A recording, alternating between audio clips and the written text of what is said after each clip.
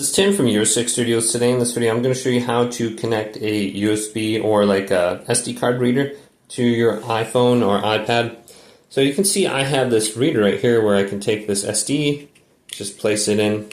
Now the most important thing is that you get one that has USB-C on it. So you can see I can connect this to my iPad directly now. Otherwise you're going to need like an adapter that's USB to USB-C, which I have one of these right here, and then I can just plug it into the USB end. Now I'm going to plug this into my iPad here, right at the bottom.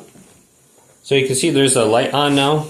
I can go on down, and I want to go all the way to the right and go to Apps and type in Files now. So go to Files, here's Files, and you should be able to go to this little box up on the top here, right next to Recents.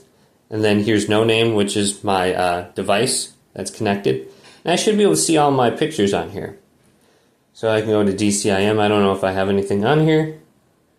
Looks like I have some snowboarding images or something like that. So I can hold down on here. I could probably go to Select,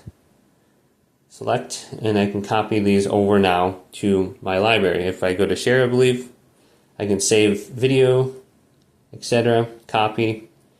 So you can, well, it looks like it's a video, so I can go to Save now. It should save it to my library. Otherwise, I can share it to a different location. Okay?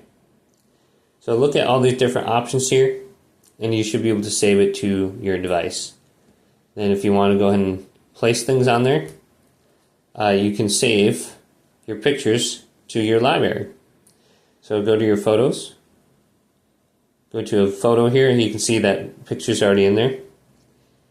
And then there should be an option here to save to your library. So here's Share. Going down, Save to Files. And then you should be able to find this photo in Files now. So let's go all the way to the right. Files. Open this up. Go to this box. Go to where it says on my iPad. And you can see it right here. And we should be able to copy this now over to my new device. Otherwise, you can save it directly there.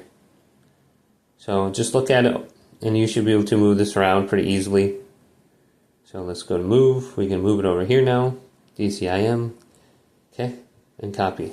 Alright, so there we go. Hopefully this video did indeed help you out.